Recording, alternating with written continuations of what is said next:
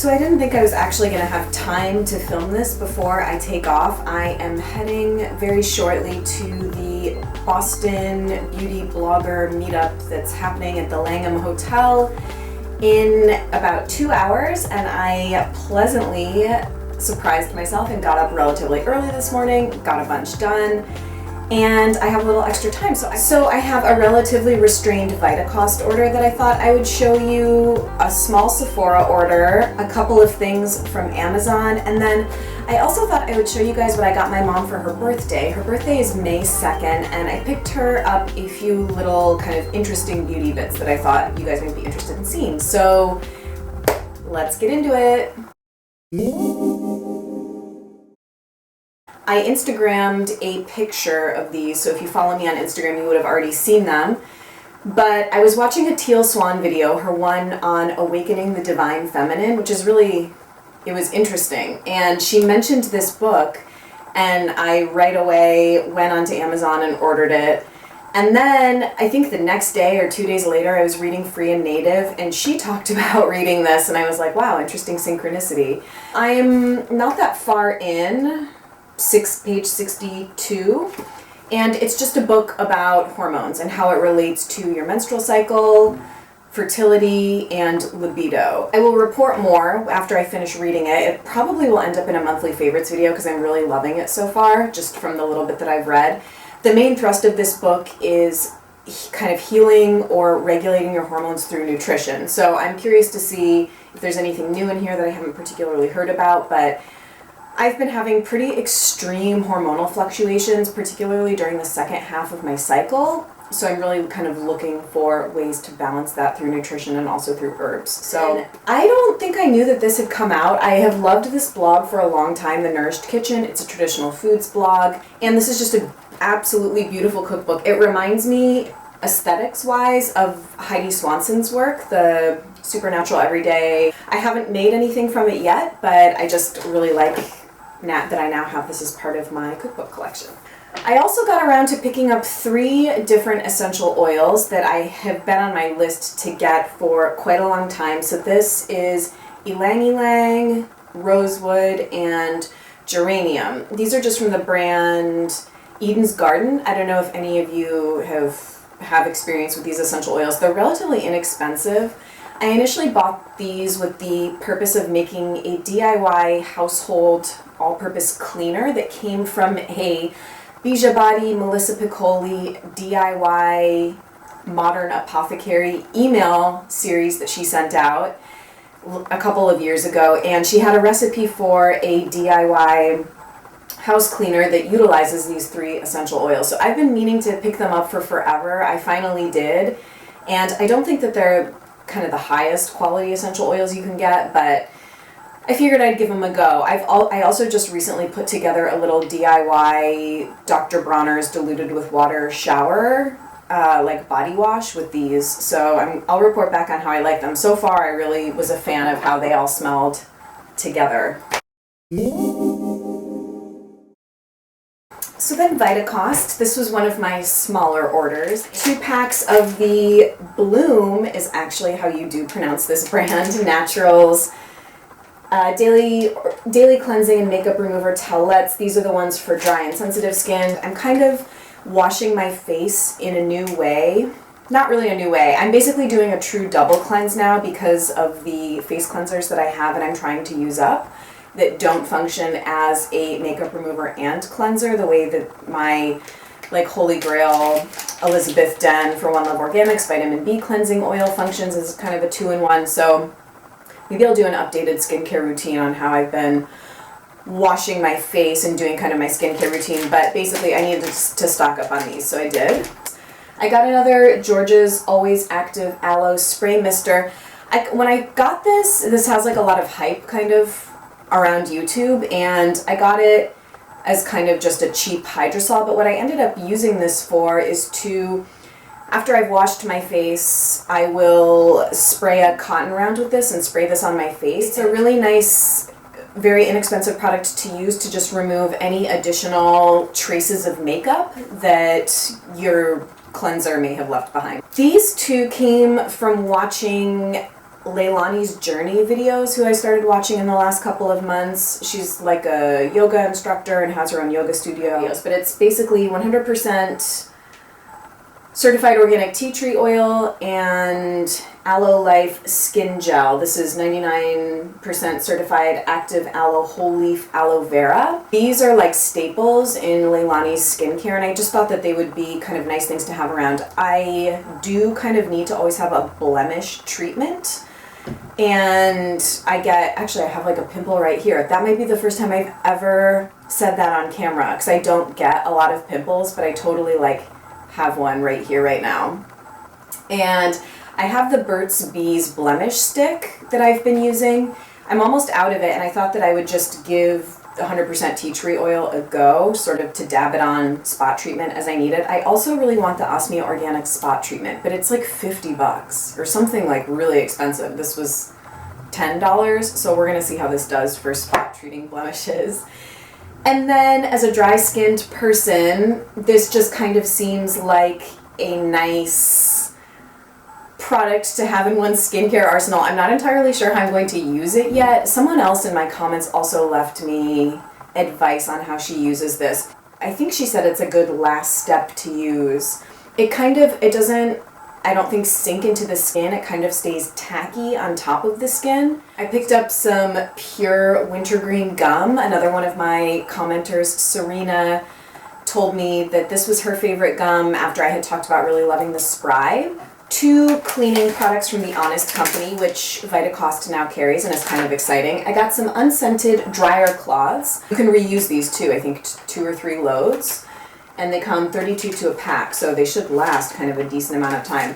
If any of you actually remember the Method marshmallow root dryer cloths, those were like holy grail. Granted, I know that they're not as natural as perhaps we would have liked them to be, but the way that those made my sheets and towels and clothes that I dry smell, I was like so in love with that product and kind of devastated when they discontinued them. And I remember going on like an online tear, seeing if I could stock up or what have you. But Method, I would love it if you would bring those marshmallow baby dryer cloths back, because they were magic.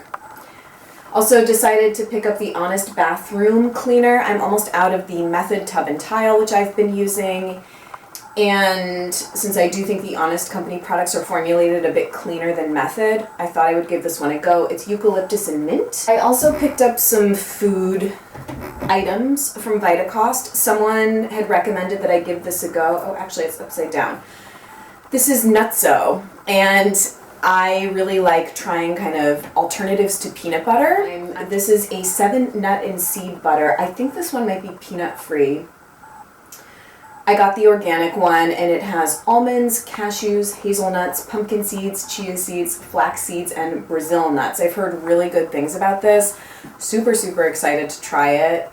And it was moderately priced. I think this was around $16. I also got 2 cans of my favorite coconut milk. This is the Native Forest Unsweetened Classic USDA Organic Coconut Milk. I don't believe in reduced fat anything, really, and coconut milk is no exception. This particular brand is packaged in BPA-free containers, and I remember one of the blogs I follow, I think Healthy Home Economist, this was like her, or Cheese Slave. This was like a recommended brand of coconut milk. I like having cans of this around in case I ever want to throw together like a quick curry or a quick soup or something like that. So I actually had gotten a case of like 30 of these from Whole Foods, and I just finished the case a couple months ago. I also had picked up some macro bars, which I only have 2 left. I had originally ordered 6, and I kind of chipped away at these the last like week and a half that I've had this stuff lying around. I have a cashew caramel and a granola coconut left, and I also had 2 of the sesame butter and date. So love macro bars. The last thing from Vitacost is RIP. I ate these already. It's a small bag of the Garden of Eden sprouted blue corn tortilla chips. If you've watched any of my previous Whole Foods videos, you will know that I am a blue corn tortilla chip fiend. They're like my favorite snack to have. Plain, with cheese, with salsa, with hummus. I freaking love them. A bag of these and a kombucha and my laptop in bed on a Sunday is heaven, essentially, to me. And I wanted to try the sprouted ones. I've never seen these in my Whole Foods. And I liked them. They're a bit more like toothsome than the regular chip. That's the best way I can explain it. A, I wish they came in a bigger bag, and B, I wish I could just get them at my regular grocery store. I'm kind of weird. I don't really like buying food online. It seems like kind of weird to me. I'd rather just like get it at my typical grocery shop. You guys might be surprised to know that I am not a Sephora VIB. I don't spend $300 a year at Sephora. I think that that's the cutoff to be a Sephora VIB. So I didn't take part in the VIB sale, 15% off or whatever it was. But I did recently place my own Sephora order, and it was motivated by wanting something quite specific that I'm sorry is not a natural product. But it is the Urban Decay. And actually, Urban Decay is one of those brands that I tend to kind of really steer clear of because they are not formulated even close to cleanly. But this was one of those things I was like, I just freaking want it. It's the Urban Decay 24/7 Glide On Eye Pencil in the color Chaos, which is a cobalt blue. OMG, look how pretty that is.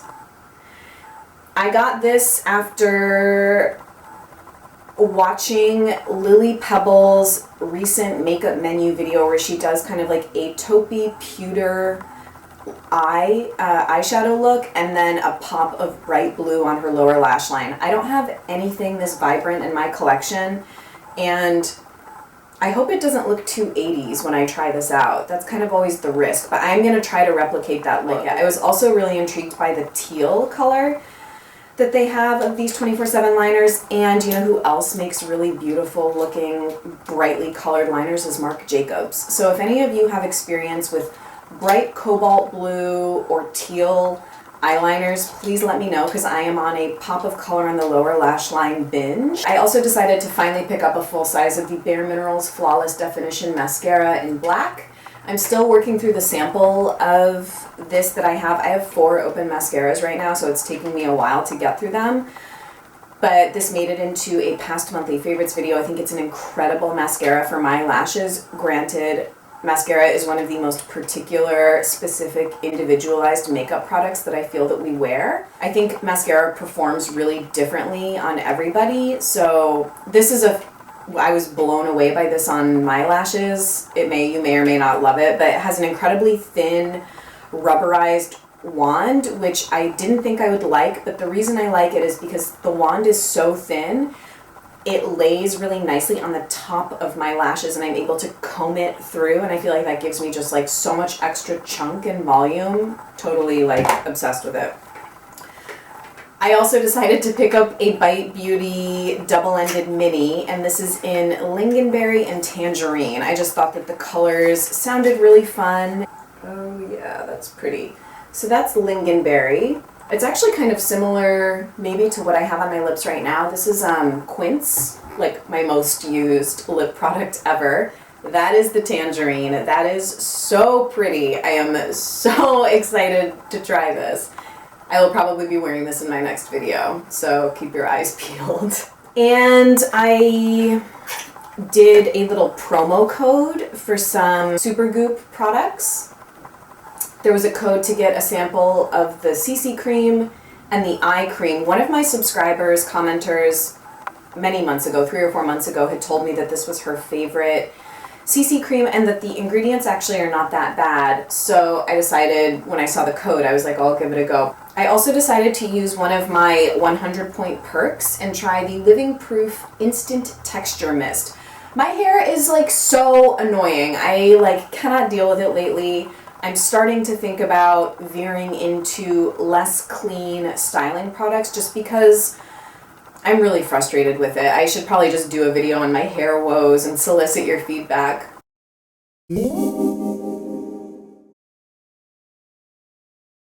The last thing I want to show you guys are some of the things that I picked up for my mom for her birthday. So I placed an order from Pharmaca to pick up a couple of things for her, and while I was at it, I also picked up another Zuzu Luxe liquid liner in Raven, because I always like to have at least one backup of these around, so I needed another one of those. Then for my mom, I got her a bottle of the John Masters Organics Spearmint and Meadowsweet Scalp Stimulating Shampoo. I myself have gone through a bottle of this and I really like it. It's probably my favorite John Masters Organics shampoo.